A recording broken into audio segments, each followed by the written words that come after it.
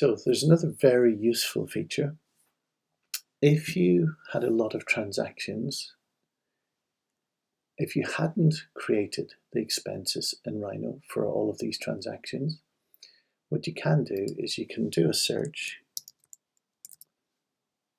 for Google, for example, and you can say, I'm going to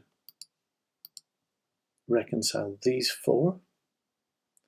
So instead of clicking on here and matching, trying to find a match on the far side, I know that these transactions have not been recorded in the system. I can create bulk transactions using this option down here. So because it's money going out, because it's in red, I can now select the expense type, advertising and marketing. I can say whether this includes VAT. I can specify the rate of VAT, and I can also include some additional narrative to accompany the text from the bank transaction.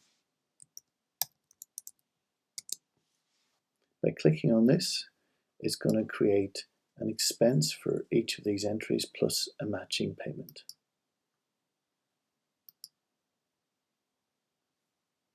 All of those have been reconciled.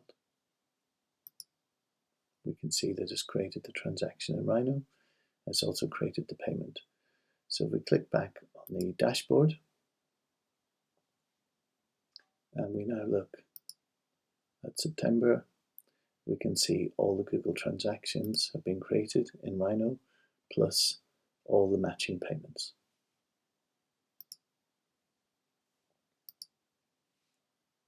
If we go back into the reconciliation process again, and we filter money going out, so we can see we've still got other Google transactions. So if we filter on Google,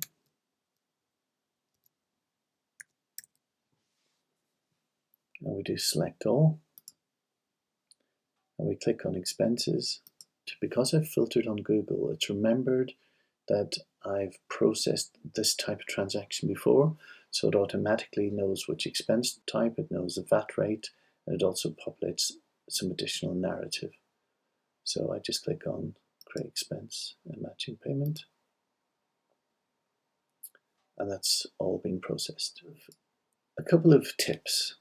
When you first go in, you won't see the bulk creation buttons at the bottom unless you select the filter for money coming in or money going out, and then it knows it's an expense. Money coming in, it knows it's income. And that covers the basics of reconciling transactions in Rhino with the content of your bank account.